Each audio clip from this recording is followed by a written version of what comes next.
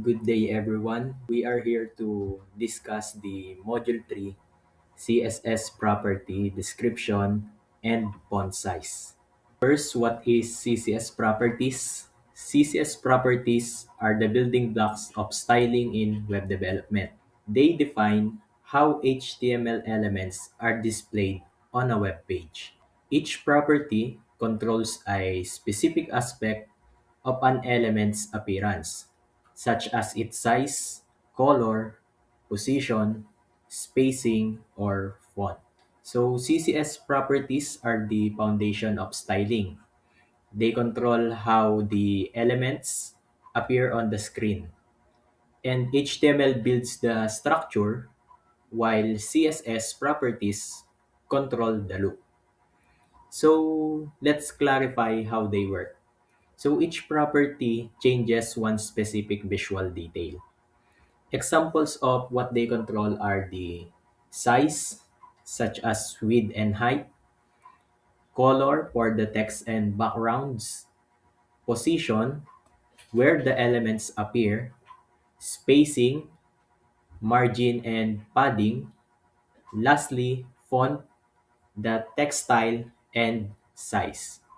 In simple analogy, think of CSS properties as settings. Each setting adjusts one part of an element. Multiple settings combined create the final design. So, next slide is the CSS properties used to enhance the visual presentation and layout of a website. So, by applying different properties, developers can change the design, make pages more readable, and create visually appealing user interfaces. They are applied to HTML elements like paragraphs, headings, images, buttons, divs, and more. So CSS properties improve how a website look and feels. They make pages readable and organized, and they turn plain content into a usable interface. So for the benefits of using CSS, it can enhance the design of your website with colors, fonts, and backgrounds. It also enhances the readability with the use of the spacing, alignment, and font size. And it will have a more appealing layout. So CSS properties are applied directly to HTML elements. Common examples of this is the paragraphs and heading that uses the text styling, and images that use size and element, buttons that uses color, shape, and interaction, and lastly, the divs that use layouts and grouping. So, in the CSS properties, we have here five, which is the value, initial, applies to, inherited, and percentages. So, let's start with the CSS properties value. These are the possible settings or inputs that a CSS property can accept. So in this example snippet, we have a font size.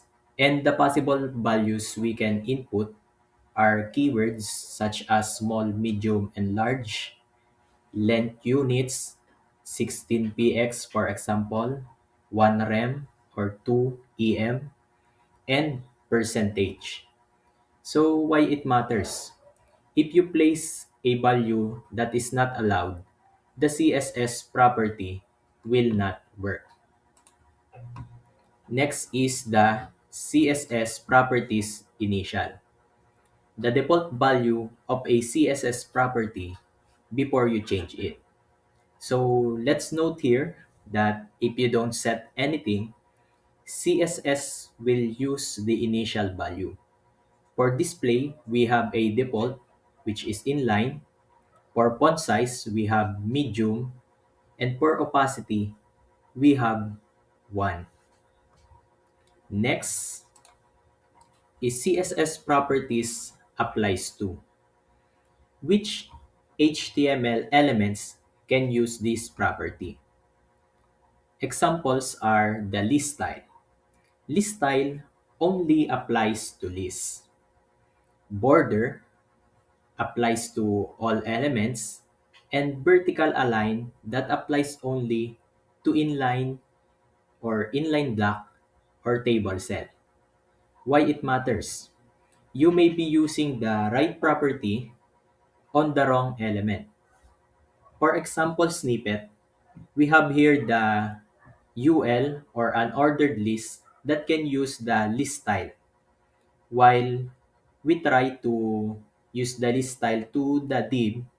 This won't work because this property only applies to ordered lists and unordered lists. Next is the inherited. Whether the property passes down automatically from parent to a child elements. In this example snippet, we have the div and we apply the style color red. Automatically, the elements inside that div will adapt the style that we apply on the parent, which is the color red. The paragraph tag will automatically inherit the text color red. Next is CSS percentages. If the property allows percentage values and what the percentage is based on. In this example snippet, we have set the max width 400% and we set the width to 50%. So the 50% here is relative to the parent's width. And why it matters? Percent behavior changes depending on the property. Next is the CSS value notation. MDN and official CSS specs use a special notation to describe what values a property accepts. This notation uses symbols to communicate what type of value is allowed, whether values are optional or required, whether you need one value, multiple, or a choice, and whether values must follow a specific order. CSS value notation, angle brackets, means that this must be a specific type of value, not a literal keyword. So for the example notation, we have a data type color. This property accepts any color value. In this sample snippet, we have here a hex value, RGB, and HSL. Next is the vertical bar or. This means you must choose one of these choices.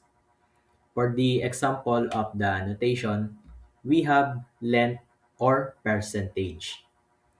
In this div, we can use either percentage type or we can have an exact length. Next is CSS value notation, double bar, or in any order. This means we can include one or more of the listed options. The order does not matter, and this is perfect for shorthand properties.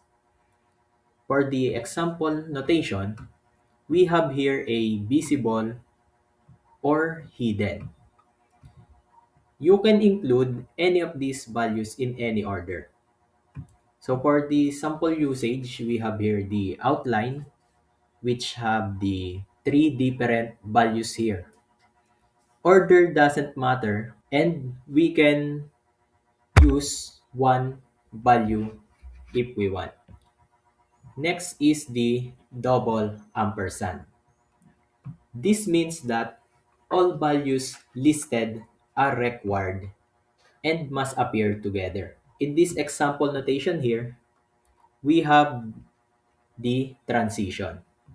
Transition will only work if we have the time and the timing function. And the order here can vary.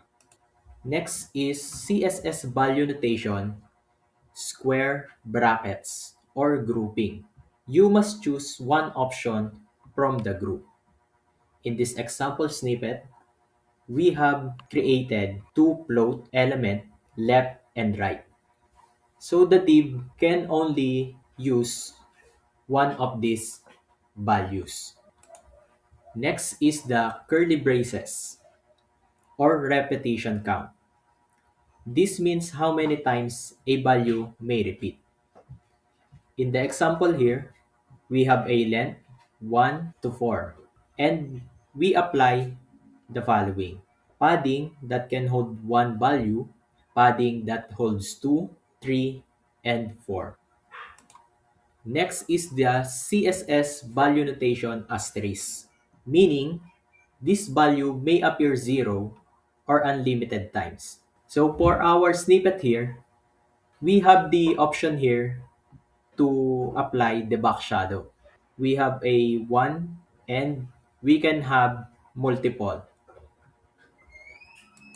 CSS value notation plus, meaning one or more repeated length values. In this code snippet, we have a grid template. We have the option to apply one frame, two, or more. Next is the CSS value notation question mark. This means that the color may appear, but it doesn't have to. In this slide, CSS font properties control how text looks on web page. These properties affect the appearance of each letter, such as typeface, size, weight, and style.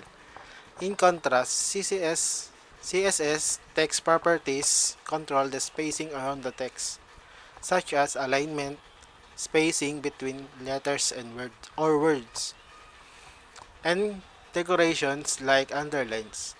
Font, appearance of letters, text arrangement, or spacing of letters.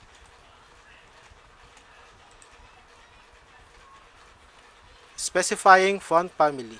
The font family property lets you choose what font text should use. You can specify the following: a generic font family, a specific font name, a list of fallback fonts. If a font name has more than one word, it must be placed in quotation mark. Next is choosing the right font. When designing, think in terms of font families rather than relying on a specific installed font. Different devices have different pre-installed font because you cannot control what font that user always include fallback option. In this slide, not all devices have the same font installed. Designers should think in font families, not just one font. Always include alternative so text still looks good on any device. Next is generic font families. CSS allows 5 generic fonts that help maintain consistency across device. Serif has decorative stroke at the ends of each letter. Looks formal and traditional, often used in professional or classic designs. High readability in print, making it ideal for long paragraphs like books and newspaper.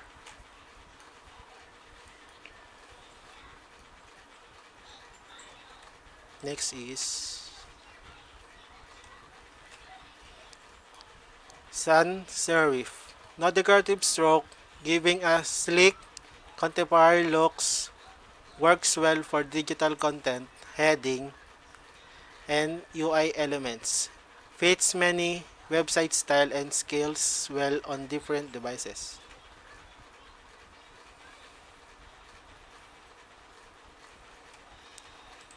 Next is monospace.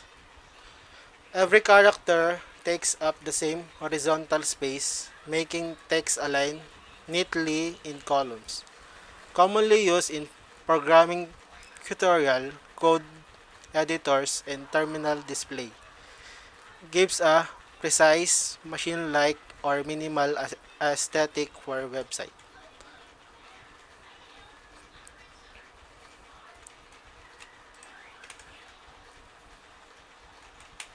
Next is cursive. In cursive, in this slide, it look like handwriting or calligraphy, used for logos, invitations, and decorative text. Not suitable for long paragraphs due to readability issue.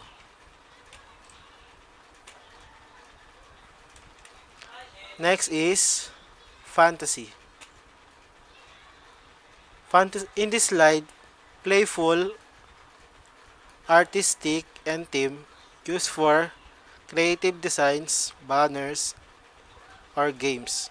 Not recommended for body text. Next is generic families example using a generic family. Note: if you do not specify a font browser usually default to Times or similar serif font.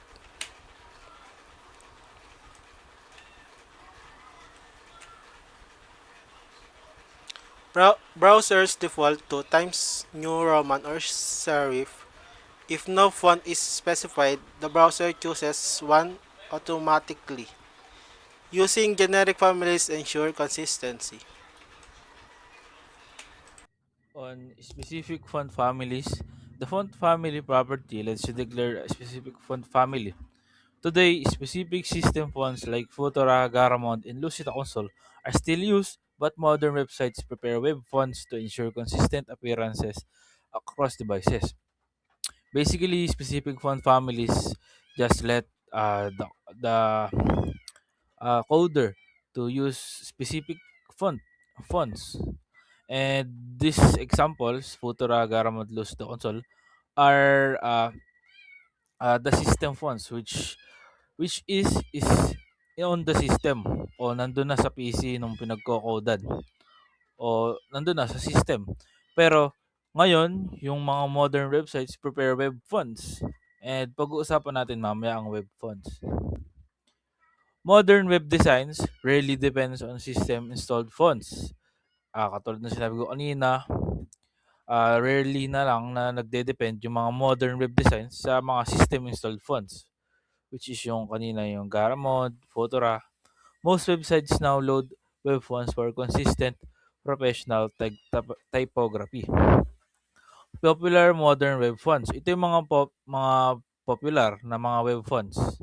Yung Inter na ginagamit sa Notion or Vercel, sa Roboto, sa Google and YouTube, Poppins, Modern UI, landing pages, Montserrat, portfolios, and on brandings. Open Sans blogs and corporate websites. The browser will only use this font if it is installed on the user's computer. If the font is not installed, it will default font or provided as a web font via FontFace or Google Fonts. Kung makikita niyo dito, ito ay ah, system font. Kasi yung Lucido Console, hindi. Ah, Gagamitin lang ng website itong font na to if is if yung font na to is installed dun sa system. And if hindi, ah mag-use siya ng default na font katulad nung report ni Mr. Salmoro yung what is the default font of the uh, kung anong gagamitin na default font. Then, how does it works? Ayan, kung makikita nyo, may link rel tayo dyan, tas href. And browser will read this as the gateway to get the font. Ito yung magiging gateway or yung link para mag-read yung browser ng font. And then, After this, makikita natin tong body na may font family Roboto. Ah, the browser will read this as load Roboto from this URL. Basically, ito lang yung URL. Then sa loob ng URL na to, nandun yung font na Roboto na gagamitin ng browser. Font fallbacks. A font fallback is a list of fonts specified in CSS. If the browser cannot display the first font, it tries the next one in the list, ending with a generic font. Yung font fallbacks lang is nagagamit siya if yung unang font na dineclare is nag-error. And sa font fallbacks is magagamit mo yung mga susunod na dineclare na font ng coder. If ayun nga nagkaroon ng error dun sa first font, and if nag-error lahat, mag-e-end siya in generic font, which is kasama sa ni-report nga kanina ni Mr. Salmoro. You can list multiple fonts in order of priority. Yon, madami pwede kang maraming pwedeng maraming i-declare na fonts para ma-prioritize kung anong gustong font ng coder or kung anong request ng user. It always end your list with a generic family for guaranteed consistency, essential in modern development. Using the at font face rule. The at font face rule allows you to load custom fonts that are not installed on the user's device. This solves the limitation of relying only on system fonts. Tip: always include fallback fonts, serif fonts in okay. Essential on modern web designs. Common mistake to avoid is incorrect file format. Gaya kanina, parang pag ito is hindi nagbe-base sa system fonts. Nagpe-place ng source, yung coder, ng URL kung saan makikita yung font na gagamitin. Then, i-declare nila kung anong font yung gagamitin based na makikita doon sa URL.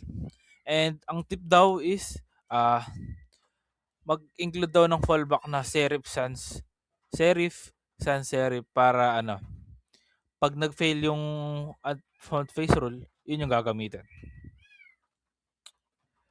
The font size property controls how large or small the text appears.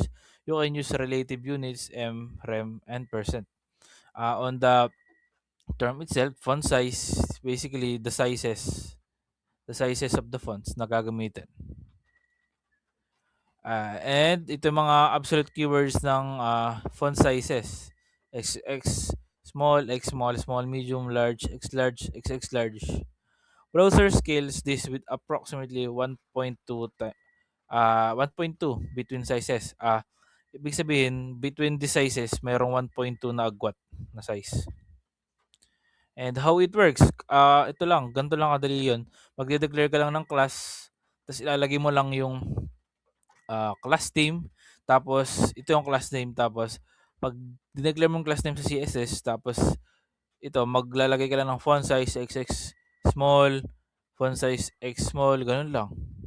Basic lang naman. Next is solving the font size dilemma. CSS provides many sizing methods, but here's the recommendation.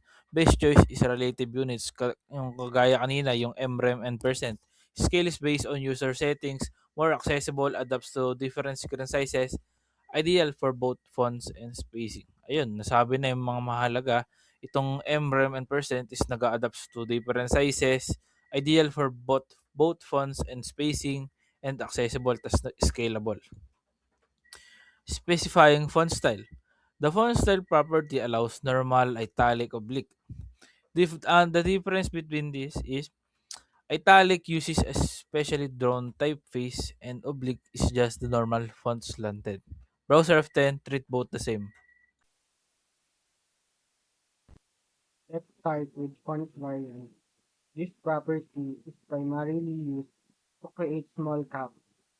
When you apply font variant small caps, the browser converts all lowercase letters into uppercase letters, but it keeps them at a smaller height than the standard capital letters. You can see on the output slide, it creates a very professional, sophisticated look often used for headings or specific emphasis. One quick tip, not every font file contains two small caps. In those cases, the browser will try to simulate the effect by simply shrinking regular capital letters. It's a subtle difference, but worth noting for high-end design. Next, we have font weight, which controls the thickness or boldness of your text. You have two ways to define this. Keywords. You're likely familiar with normal and bold. There are also bolder and lighter, which are relative to the parent element. Numeric values. These range from 100 to 900.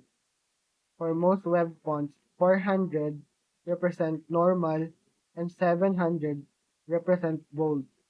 If you use a value like 200 or 800, ensure your chosen font family actually includes those specific weights, or the browser will just pick the closest match available.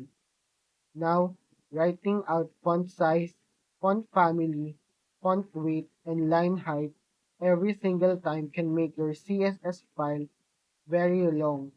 This is where the font shorthand comes in. The shorthands allow you to set up to 6 properties in one line. However, there is a very strict order you must follow. Optional font style, font variant, and font weight comes first. Required font size followed by font family. Notice the syntax for line height. It is attached to the font size with a forward slash, like in the example. Next, we see a simple implementation. Instead of multiple lines, we have font 12pt Arial sans serif. Here we see a more complex comparison on the top. We have four separate declarations on the bottom. We condense them into font bold. This single line tells the browser to have bold text. It's much cleaner and easier to read once you get used to the pattern. To wrap up, using shorthand makes your CSS more efficient and faster to load. Just remember that if you use the shorthand, you must include the font size and the font family or the entire rule will be ignored by the browser. For the summary of the presentation, CSS properties define how HTML elements are styled and displayed. Each property includes value, initial applies to, inherited, and percentage support. CSS value notation uses symbols to show valid values and how they can be used. Font properties control text appearance, font family, size, weight, style, etc. Always include fallback fonts and use generic families for consistency. Use relative units for responsive and accessible font sizing. Font face enable custom web fonts. Font shorthand allows multiple font setting in a single line.